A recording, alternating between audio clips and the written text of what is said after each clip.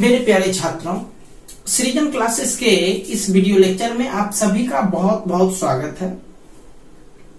आज हम लोग प्रकाश के परावर्तन के अंतर्गत बहुत ही महत्वपूर्ण चीज पढ़ने वाले हैं, जिसमें आप लोगों को दर्पण में, गोलीय दर्पण में वक्रता, त्रिज्या और फोकस दूरी के बीच क्या संबंध होता है उसके बारे में हम लोग आज डिस्कस करेंगे। ठीक है, वक्रता, त्रिज्या और फोकस दूरी के बीच के संबंध के बारे में हम लोग डिस्कस करेंगे। तो गोलीय दर्पण जो होता है वो दो प्रकार का होता है, एक अवतल दर्पण और एक उत्तल दर्पण। तो दोनों दर्पण में, उत्तल दर्पण में भी और अवतल दर्पण में भी किस प्रकार से फोकस दूरी और वक्रता, त्रिज्या के बीच संबंध स्थापित किया जाता है उसके बारे में हम लोग आज डिस्कस करेंगे। ठीक है, तो आज का जो टॉपिक है, सबसे पहले हम लेते हैं अवतल दर्पण में।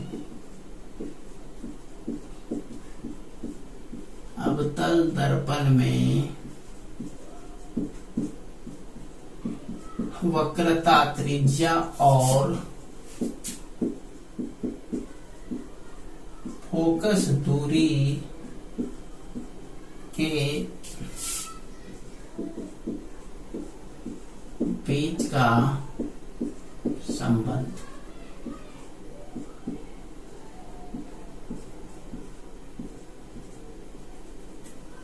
वक्रता, त्रिज्या और फोकस दूरी के बीच का संबंध। ठीक है, यही हम लोग पढ़ने वाले हैं। देखिए,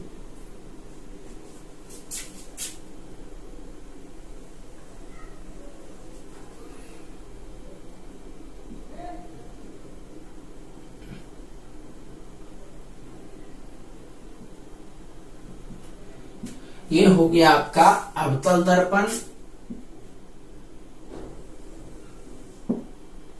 ये हो गया ध्रुव,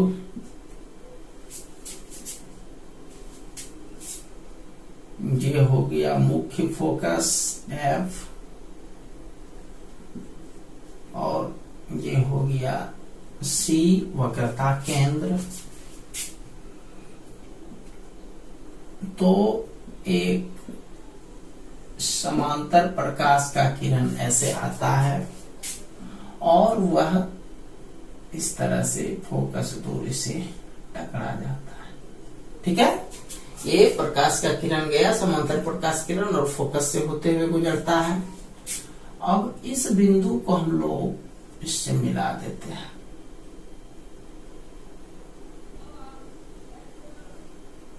ये M और नीचे में N। देखिए, M N एक क्या है, अवतल दर्पण है। इसका नाम कुछ रख लेते हैं LM। एक समांतर प्रकाश किरण है, मान लेते हैं OP मुख्य अक्ष है। तो समांतर प्रकाश किरण LM दर्पण से टकराने के बाद MF दिशा में वापस लौट जाती है। C इस दर्पण का वक्रता केंद्र है, F इसका मुख्य फोकस है। तो ये जो है PF, P से F तक का दूरी फोकस दूरी कहलाएगा, और P से C तक का जो दूरी होगा वह क्या कहलाएगा, वह वक्रता त्रिज्या कहलाएगा। तो फोकस दूरी और वक्रता त्रिज्या के बीच हमको संबंध स्थापित करना है। तो पहले इसका हम लोग लैंग्वेज लिख लेंगे। हालांकि देखो, एक बात हम क्लियर कर देते हैं कि बोर्ड एग्जामिनेशन में यह क्वेश्चन कैसे पूछा जाएगा। ये क्वेश्चन ऐसे भी पूछा जा सकता है, जैसे लिखा हुआ है कि अवतल दर्पण में वक्रता, त्रिज्या और फोकस दूरी के बीच संबंध स्थापित करें। या फिर बोर्ड एग्जाम में इसको ऐसे पूछा जा सकता है कि किसी अवतल दर्पण में साबित करें F बराबर R/2 या फिर R बराबर 2F। ये साबित करने के लिए कहा जाएगा। ठीक है, चलिए चलते हैं अब संबंध की तरफ। तो यहां पर पहले हमको लिख लेना पड़ेगा माना MN एक अवतल दर्पण है जिसमें OP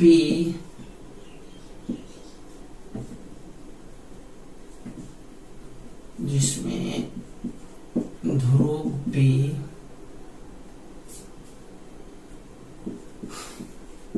प्रधान अक्ष OP वक्रता केंद्र C तथा मुख्य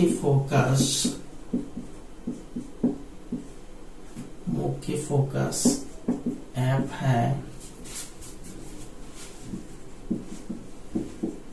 कोई समांतर प्रकाश किरण, ये समांतर है OP के LM, दर्पण से टकराने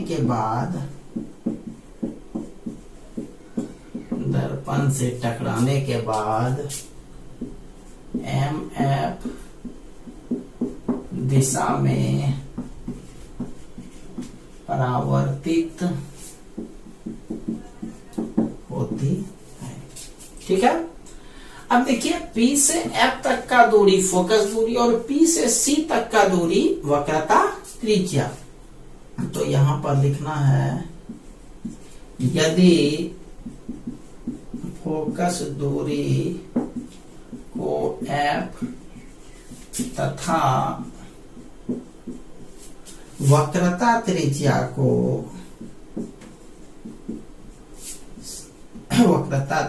को R से सूचित किया जाए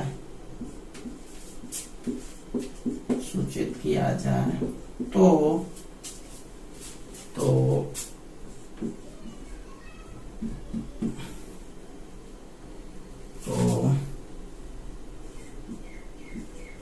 F और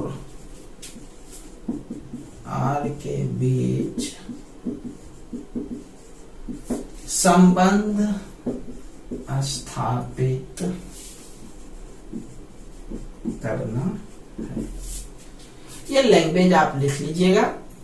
यदि यह क्वेश्चन बोर्ड एग्जाम में 5 मार्क्स का पूछा तो ये चित्र बनाने और ये इतना लिखने का आप लोगों को 2 मार्क्स मिल जाएगा, और यदि यह 2 मार्क्स का पूछेगा तो अभी 1 मार्क्स और 1 मार्क्स होगा। हालांकि यह लॉन्ग में ही पूछा जाएगा 5 मार्क्स का, तो बल्कि लॉन्ग में 6 मार्क्स का हो गया है फिजिक्स में, तो इसमें जो है आपको 2 मार्क्स मिलेगा। ठीक है, चलिए आगे चलते हैं। ध्यान देंगे कि अब हम लोग को मुख्य रूप से क्या करना है, ये यदि ध्यान रह गया तो आप आसानी से बना सकते हो। देखो हमारा जो मुख्य टारगेट होगा वो ये होगा कि आप देख रहे हो ये त्रिभुज बना हुआ है MCF एक त्रिभुज बना हुआ है। तो इस त्रिभुज को हमको समद्विबाहु त्रिभुज साबित करना है। समद्विबाहु त्रिभुज यानी जिसमें 2 भुजा बराबर हो। तो 2 भुजा बराबर होगा तभी जब उस त्रिभुज में उसका 2 कोण बराबर होगा तो उसका 2 भुजा भी बराबर होगा। ध्यान दीजिएगा कैसे। देखो भाई, इसको हम लोग एंगल 1 मानते हैं, इसको एंगल 2 मानते हैं। राइट, आप ये तो समझते हो कि 1 और 2 आपस में बराबर हो। वजह यह जो है आपतन कोण है और यह परावर्तन कोण है। तो यह जो है प्रकाश का परावर्तन का नियम से एंगल 1 और एंगल 2 आपस में बराबर हो जाएगा। ठीक है। अच्छा, अब आप जानते होंगे कि जब समांतर रेखा को कोई तिर्यक रेखा काटती है तो क्या होता है, तो संगत कोण बराबर होता है, एकांतर कोण बराबर होता है। एकांतर मतलब जैसे काटा तो इस पार का कोण और नीचे वाला का दूसरे पार का कोण, ये दोनों एकांतर कोण कहलाता है। और एकांतर कोण का युग्म समान होता है। तो एकांतर कोण वाला कॉन्सेप्ट आता कब है, जब समांतर रेखा को कोई तिर्यक क्षैतिज रेखा काटती है। ध्यान से समझिएगा इस चीज को, ये चीज यहाँ पर यूज किया हुआ है, इसको यदि आप समझ गए तो इसमें कोई आसानी नहीं तो इस क्वेश्चन को समझने में कोई प्रॉब्लम्स नहीं होगी। तो हम आपको पहला टारगेट क्या दिया कि ये जो आप त्रिभुज देख रहे हो, इस त्रिभुज को हमको समद्विबाहु साबित करना है। समद्विबाहु साबित तभी होगा जब इस त्रिभुज का कोई दो गो कोण समान होगा। ठीक है, देखो कैसे हम लोग समान करेंगे। ये वाला कोण, ये देखो, ये रेखा LM रेखा और OP रेखा, ये तो समांतर है। क्या है? समांतर है। तो समांतर है तो उसको ये देखो तिर्यक छेदी रेखा काट रहा है ना। तो एक उस पार का कोण और एक इस पार का कोण, देखो इसको भी उसी तरह से हो रहा है। इसको जरा सा यदि हम मिटा दें, देखो एक उस पार का कोण और एक इस पार का कोण बराबर हो रहा है। यहाँ भी एक उस पार का कोण और इस तिर्यक रेखा के इस पार का कोण, दोनों क्या हो जाएगा? बराबर। किस वजह से? यह बराबर होगा एकांतर कोण के वजह से। इसका नाम हम देते हैं 3। तो एक जो है 2 के बराबर है और एक किसके बराबर है? 3 के बराबर है। यहाँ पर अब प्रमाण पर चलते हैं। ये तो लैंग्वेज था, अब जहां से बनाना शुरू करेंगे वो प्रमाण एक तरह से देखिए, अब लेते हैं एंगल 1 बराबर एंगल 2। वजह परावर्तन के नियम से, यहां ब्रैकेट में लिख देंगे परावर्तन के नियम से। ये हो गया आपका समीकरण नंबर पहला। समझ गए? क्योंकि परावर्तन कोण में आपतन कोण और परावर्तन कोण बराबर होता है। दूसरा एंगल 1 और एंगल 3 भी आपस में बराबर है। इसका वजह क्या है कि 1 और 3 कौन सा कोण है? एकांतर कोण है। ब्रैकेट में लिख देंगे एकांतर कोण। यह समीकरण 1 ऐसे करके जो माने हैं, आप चाहो तो ऐसे भी मान सकते हो यदि आपके पास जगह है तो। समीकरण 1 और समीकरण 2। ठीक है, देखिए इसको अच्छे से।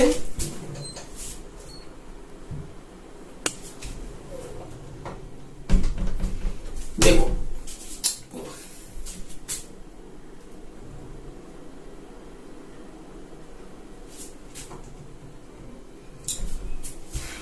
जब दोनों का समीकरण 1 और 2 का देखो लेफ्ट साइड बराबर है, 1 मिल रहा है, तो इसका मतलब इसका राइट साइड भी क्या होगा? बराबर होगा। तो यहां लिखेंगे समीकरण 1 और 2 से एंगल 2 बराबर एंगल 3। समझ गए? क्योंकि नियम ही है, यदि एक साइड बराबर हो तो दूसरा साइड अपने आप बराबर होता है। अब 2 और 3 देखो इस त्रिभुज का हिस्सा है MCF का, तो यहां लिखेंगे त्रिभुज MCF में एंगल 2 बराबर एंगल 3। ठीक है, एंगल 2 बराबर एंगल 3। अब 2 के सामने देखो कौन सा भुजा है? 2 के सामने वाला भुजा है CF, तो यहाँ 2 के बदला हम लिखेंगे CF बराबर। और 3 के सीधा हम देखो कौन सा भुजा? ये 3 के सीधा हम देखो ये वाला भुजा मिल रहा है MF, राइट। 2 के सीधा हम CF और 3 के सीधा हम MF, ये दोनों बराबर हो गया। चूंकि 2 कोण बराबर तो 2 भुजा भी बराबर। त्रिभुज का ये इससे पता चल गया कि यह त्रिभुज जो है समद्विबाहु त्रिभुज है। चलिए अब इसको जो है हम लोग कुछ मान लेते हैं। चलो इसको 3 मान लिए। ठीक है, इसको हम लोग 3 मान लिए। अब देखिए, ये तो आप जान रहे हैं कि CF जो है वो किसके बराबर है? MF के बराबर है। अब जरा सा एक कॉन्सेप्ट आपको समझाते हैं, ध्यान से समझिएगा उस कॉन्सेप्ट को। वो कॉन्सेप्ट है वृत्त से संबंधित। हालांकि 8 क्लास में आप लोगों ने वृत्त में कुछ न कुछ वृत्त के बारे में पढ़ा होगा, ध्यान से समझिएगा। ये वृत्त है और यह केंद्र है। तो केंद्र से कोई भी डिस्टेंस लीजिए, यह डिस्टेंस लीजिए, यह डिस्टेंस लीजिए, यह लीजिए, सब डिस्टेंस क्या होता है? बराबर होता है, क्योंकि ये त्रिज्या है, ये भी त्रिज्या है, यह भी त्रिज्या है। तीनों मान क्या होता है? बराबर होता है। चलो कुछ समय के लिए इसको हम मिटा देते हैं। ध्यान देना भाई, कुछ भारी नहीं है, इसको मिटा दिए। तो ये देखो एक त्रिज्यीय खंड की तरह लग रहा है। ये आपको लग रहा है कि इस बिंदु को खिसका करके यदि ऐसे घुमाए तो ये वाला रेखा इस रेखा पर पूरा तरह से आ जाएगा, है ना। जस्ट यहां पर भी आप उसी चीज पर ध्यान देखिए, M से F और M से P, मतलब ये इस तरह से लग रहा है कि F को यदि केंद्र लें और इस तरह से ऐसे घुमाएं तो वह P के बराबर आकर के रुकेगा। मतलब M जो है यदि P के बिल्कुल नजदीक होता, M अभी तो दूर है, लेकिन यदि P के बिल्कुल नजदीक होता तो F से जाकर के M का दूरी और F से जाकर के P का दूरी दोनों आपस में क्या होता, बराबर होता। ये आपको कॉन्सेप्ट ध्यान रखना है। यही चीज है जो आप गलती नहीं करोगे तो आसानी से समझ में आ जाएगा। वजह क्या बताया कि यदि M जो है P के बहुत नजदीक होता तो F से M का दूरी और F से P का दूरी आपस में समान होता। तो यहां पर लिखेंगे M P के अत्यंत निकट होने पर, हालांकि आपको जो समझाए वह एक त्रिज्या की तरह समझाए, लेकिन लैंग्वेज आपको यही लिखना है। बहुत नजदीक होगा तो F से लेकर के M का दूरी और F से P का दूरी आपस में बराबर होगा। F से लेकर के P का दूरी और M से लेकर के F का दूरी, या फिर ऐसा कर सकते हैं P से लेकर के F का दूरी और M से भी F का दूरी आपस में बराबर होगा। हम लोग चौथा मान लेंगे। अब 3 और 4 को आप गौर से देखो, दोनों में MF मिल रहा है, मतलब उसका राइट साइड बराबर है तो इसका लेफ्ट साइड भी बराबर होगा। तो यहां लिखेंगे 3 और 4 से, 3 और 4 से तो दोनों का राइट बराबर है तो लेफ्ट बराबर हो जाएगा। तो CF बराबर PF, CF बराबर हो गया PF। और P से F तक का दूरी क्या है, फोकस दूरी है। और फोकस दूरी को हम लोग सूचित कौन चीज से किए हैं, देखो स्मॉल f से। तो PF के बदला हम लोग स्मॉल f लिखें तो कोई प्रॉब्लम, लिख सकते हैं।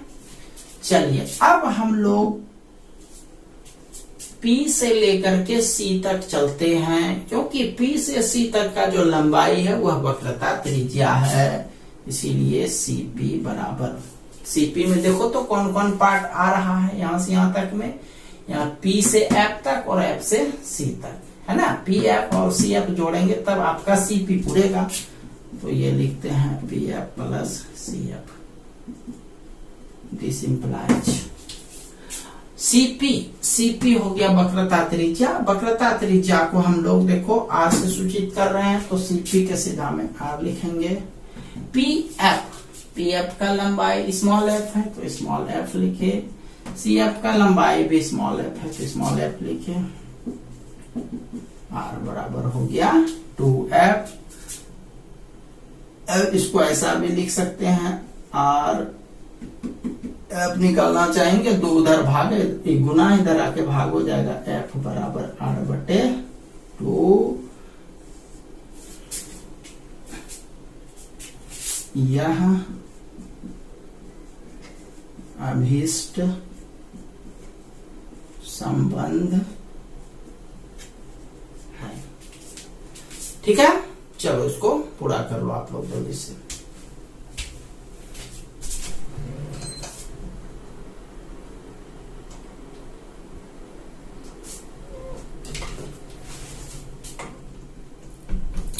चलिए आते हैं सेम उसी तरह का एक और क्वेश्चन पर। यह अवतल दर्पण था।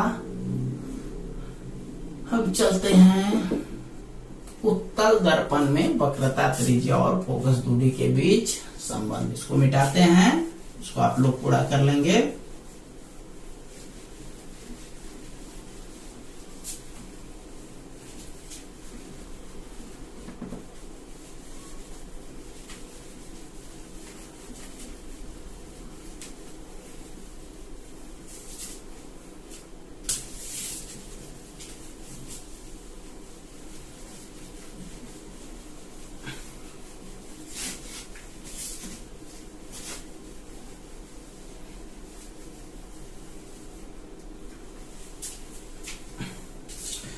चलिए आते हैं अब उत्तल दर्पण। देखो भाई, उत्तल दर्पण का सबसे पहले ये चित्र बनाए।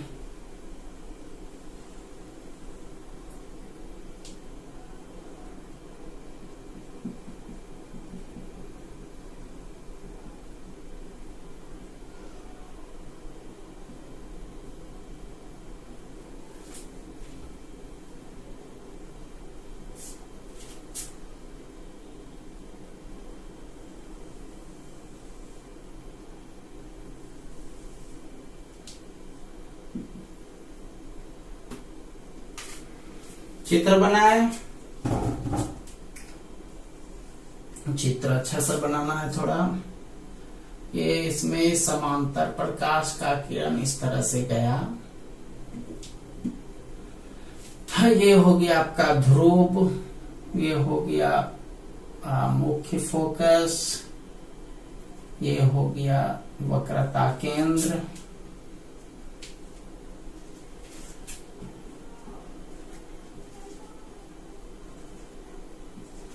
CF।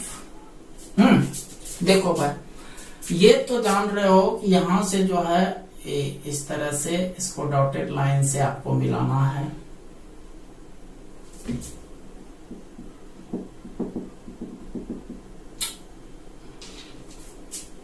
इसको डॉटेड लाइन से F से मिला दीजिए।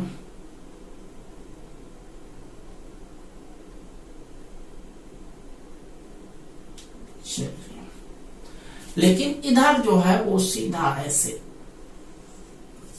जिस सीधा में जा रहा है उसी सीधा में इसको अथी कर देते हैं।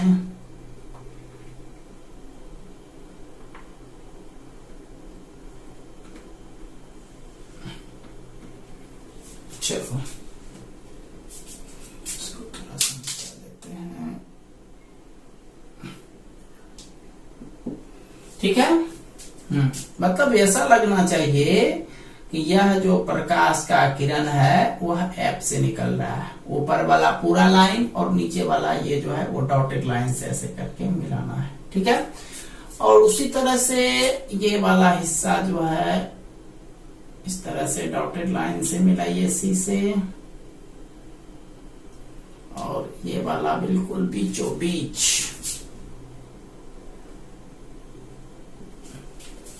थोड़ा सा टेढ़ा लग रहा है, अच्छे से इसको आप चित्र बना लेंगे।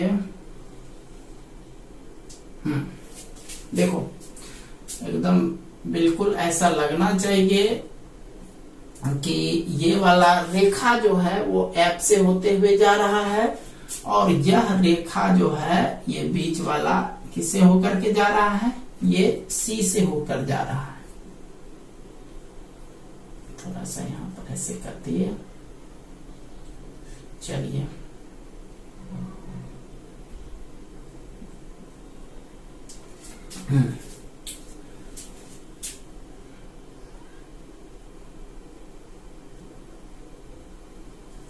देखिए, अब यह कोण और ये दूसरा कोण, ये दोनों आपस में क्या होना चाहिए, बराबर होना चाहिए। प्रकाश के परावर्तन के नियम के अनुसार से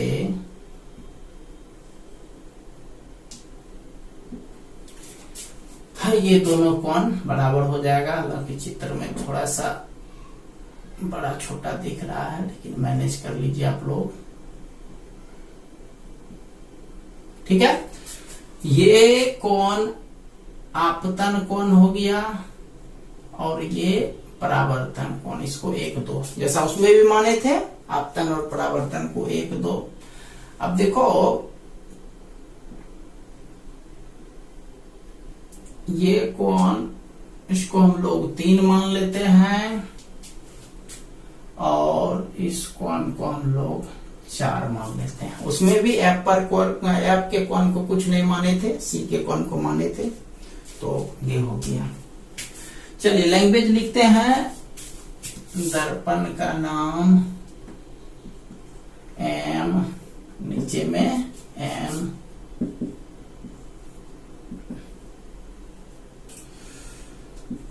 O यहां पर दे दिया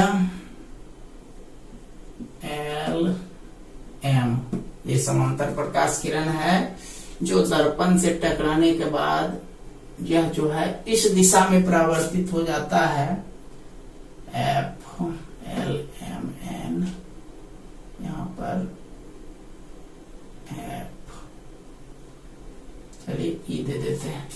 दर्पण से टकराने के बाद एल एम ई दिशा में परावर्तित हो जाता है। मुख्य फोकस एफ है और वक्रता केंद्र सी है।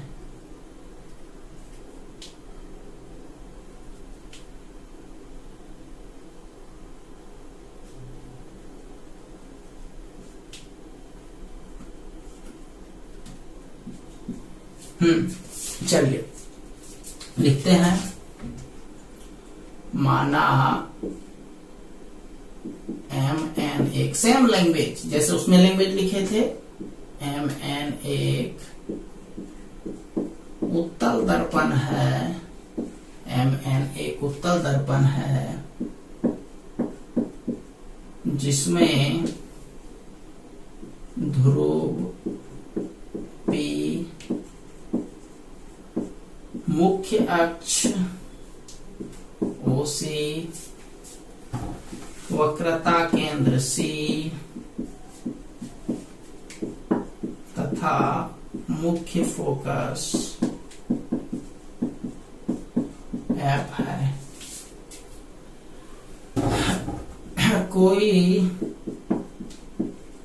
समांतर प्रकाश किरण, कोई समांतर प्रकाश किरण एल एम समांतर है ओपी के, दर्पण से टकराने के बाद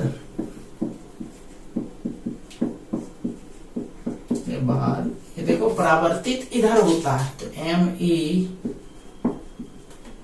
दिशा में परावर्तित हो जाती है, परावर्तित हो जाती है। समझ गए? चलिए ये लैंग्वेज था। अब इसमें थोड़ा सा और, इसमें देखो P से C तक का दूरी वक्रता केंद्र वक्रता त्रिज्या और P से F तक का दूरी वक्रता P से F तक का दूरी फोकस दूरी हो गया। ठीक है, ये फिक्स रहता है कि दर्पण में कोई भी दूरी P से ही मापा जाता है, यानी ध्रुव से मापा जाता है। एक लैंग्वेज और थोड़ा सा, यदि वक्रता त्रिज्या को कैपिटल आर तथा फोकस दूरी को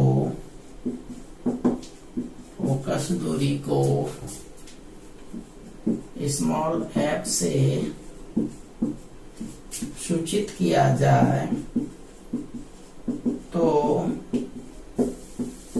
आर और एफ के बीच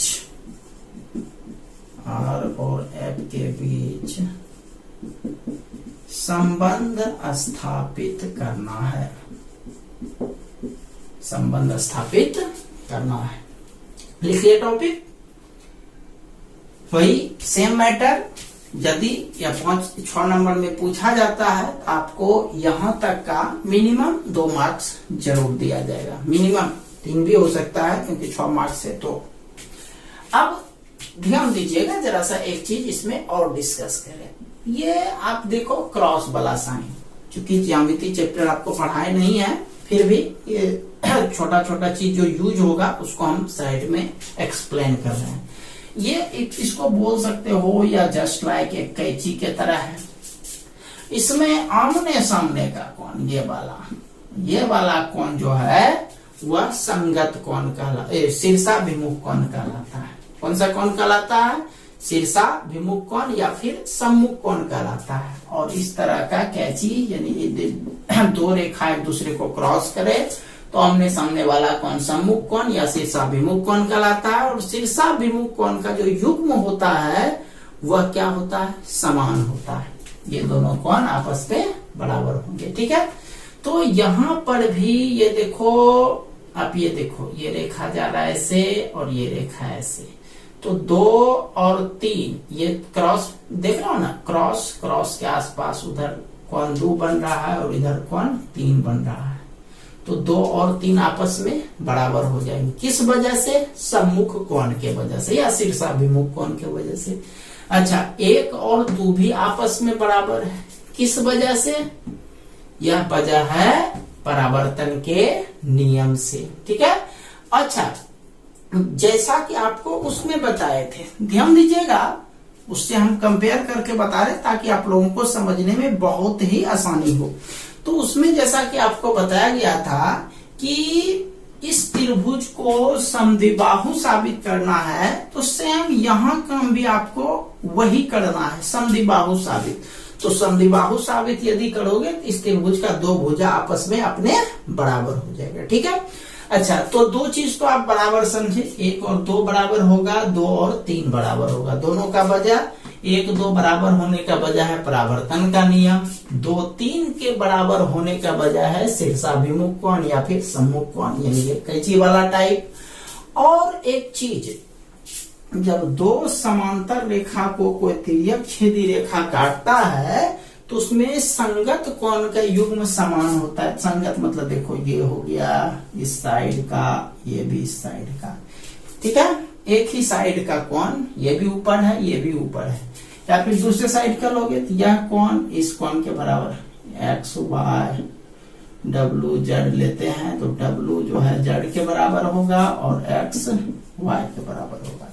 यानी यह जो जोड़ा होता है ये संगत कोण का जोड़ा होता है। तो देखो यहाँ पर भी संगत कोण वाला स्थिति आपको, आप देख रहे हो, ये रेखा LM रेखा और OC रेखा, ये दोनों समांतर है। और समांतर में देखो इसको ऐसे कैसे काट रहा है, ये रेखा यहाँ पर 4 पर आकर के टकराता है। तो यह कोण और यह एंगल 4 आपस में क्या होगा? बराबर होगा। इसको मिटाते हैं तब जरा अच्छा से समझ में आएगा। देखो, यदि ऐसे काट रहा है, समांतर है, तो यह वाला कोण इसके बराबर होगा कि नहीं? तो यहां पर भी देखो उस तरह का, ये इस रेखा के नीचे और इस रेखा के नीचे। तो यहां भी देखो, ये जो रेखा आप देख रहे हो बीचों बीच जो जा रहा है, इसके नीचे एंगल 1 बनता है, वहां पर एंगल 4 बनता है। इस दोनों, इस रेखा के नीचे ऊपर में एंगल 1 बन रहा है, नीचे में एंगल 4 बन रहा है, जस्ट लाइक इसकी तरह। तो 1 और 4 आपस में बराबर हो जाएगा। किस वजह से? संगत कोण की वजह से। तो 3 ज्यामितीय सिस्टम इसमें प्रयोग करेंगे। उसमें 2 ज्यामितीय सिस्टम प्रयोग हुआ था, एक परावर्तन का नियम और एक एकांतर कोण। इसमें 3 नियम होगा, एक परावर्तन का नियम, दूसरा संगत कोण का युग्म और तीसरा सम्मुख कोण का युग्म। चलिए चलते हैं, जैसे इसमें लिखे थे यहाँ प्रमाण, यहाँ लिखेंगे एंगल 1 बराबर एंगल 2, 1, 2 बराबर, वजह परावर्तन के नियम से, परावर्तन के नियम से। ये हो गया 1 नंबर, राइट। अच्छा, 2 और 3 आपस में बराबर, 2 और 3, एक ऊपर एक ऊपर। ठीक है। वजह सम्मुख कोण या फिर शीर्षाभिमुख कोण। सम्मुख ज्यादा छोटा लग रहा है, आसान लग रहा है, वही लिखते हैं सम्मुख कोण दूसरा। और तीसरा ये वाला पार्ट, एंगल 1 और एंगल 4 बराबर, 1 बराबर एंगल 4। इसका कौन सा वजह हो गया? यह संगत कोण हो गया। ये समीकरण नंबर तीसरा। तो इन तीनों कॉन्सेप्ट को आप लोग अच्छे से ध्यान रखेंगे। ठीक है। तो अब देखो, 1 और 2 आपस में बराबर है, 1 और 2 आपस में बराबर है, तो 3 और 4 भी आपस में क्या होगा? बराबर होगा। तो यहां पर लिखते हैं समीकरण 1, 2 और 3 से तीनों का प्रयोग करते हैं। तो इससे जब 1, 2 बराबर है, आप देख रहे हो ना, 1 और 2 और 3 को गौर से देखो, 2 और 3 में लेफ्ट में 1 और 2 लिखा हुआ है, तो 1 नंबर ही कहता है एक लेफ्ट बराबर है, मतलब 1 और 2 आपस में बराबर है। जब ये बराबर है तो 3 और 4 भी बराबर होगा। तो यहां लिखेंगे एंगल 3 बराबर एंगल 4। ठीक है, ये हो गया 3 और 4। देखो इस त्रिभुज का हिस्सा है MCF या MFC का, तो यहां लिखेंगे त्रिभुज MFC में एंगल 3 बराबर एंगल 4। और सेम यही चीज 3 के सामने वाला भुजा देखो कौन है, FC, यहां लिखेंगे FC।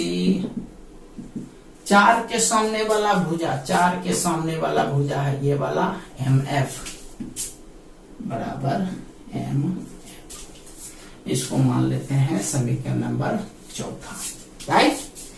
अब देखो भाई, जैसा आपको उसमें बताए थे वृत्त का कॉन्सेप्ट, यहां से केंद्र है, यहां से यह दूरी आपस में बराबर होगा, चाहे यहां से ये दूरी और ये दूरी आपस में बराबर होगा, त्रिज्या है तो बराबर होगा ही।